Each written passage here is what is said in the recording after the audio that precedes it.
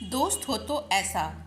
देख दोस्त, तुझे ये करना तो पड़ेगा। सिगरेट की आग करते हुए मिनीश ने दर्पण से कहा। कबीर इंडस्ट्रीज के मालिक करण मल्होत्रा का इकलौता पुत्र दर्पण, जो बचपन से पढ़ाई में होशियार था, आज अपने एक टपोरी मित्र मिनेश के साथ बगीचे में बैठा था। मिनेश ने सिगरेट का कश लेकर हवा में धुआं उड़ाते हुए दर्पण से कहा, ले दोस्त, तू भी इसका मज़ा लेकर देख।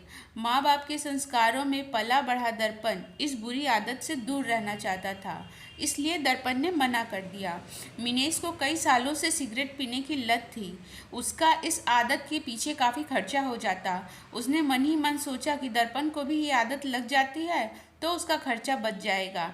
इसी सोच से वो उत्साहित हो गया। उसने अपनी मित्रता का दबाव डालते हुए दर्पण से कहा, देख दोस्त, मुझे अकेले अकेले मज़ा नहीं आता, तुझे मेरा साथ देना ही पड़ेगा।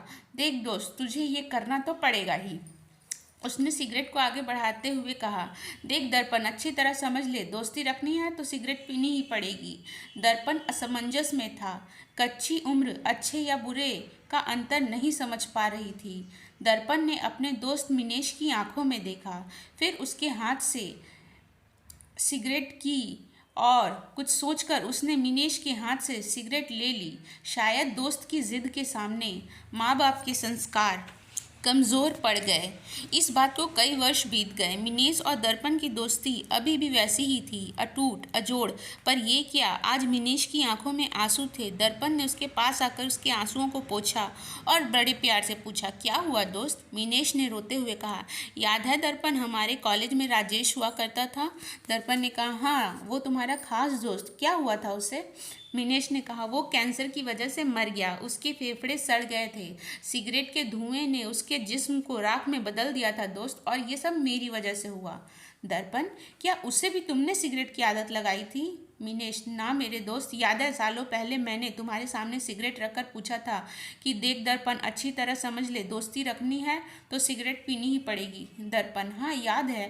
मिनेश, बस उसी तरह राजेश ने मेरे सामने सिगरेट रखकर कहा था, देख मिनेश, अच्छी तरह समझ ले, दोस्ती रखनी है तो सिगरेट पीनी ही पड़ेगी। और उस दिन से मैंने सिगरेट पीना शुरू कर दिया था। दर्पण, तो दोस्त उसमें तुम्हारा क्या दोष? वो अपनी गंदी आदतों की वजह से मरा, उसमें तुम्हारी क्या गलती?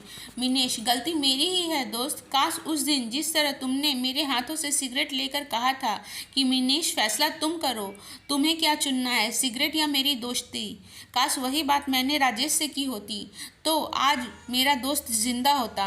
मिनेश ने आगे कहा, मुझे आज भी तुम्हारे वो शब्द याद हैं दोस्त, तुमने कहा था अपनी गंदी आदतें अपने पास रखो, दोस्तों में बांटते मत फिरो। आंख में आए आंसुओं को पोंछते हुए मिनेश ने कहा, आज मैं चुस्त तंदुरुस्त हूँ क्योंकि मुझे तुम्हारे जैसा दोस्त मिला, और राजेश तड़प तड़प कर मरा क्योंकि उसे मेरे जैसा दोस्त मिला। तो फ्रेंड्स, इसी के साथ हमारी ये स्टोरी यहीं ख़त्म होती है। वीडियो को लाइक करें, चैनल को सब्सक्राइब करें। मिलती हूँ नेक्स्ट वीडियो में, तब तक के लिए बाय।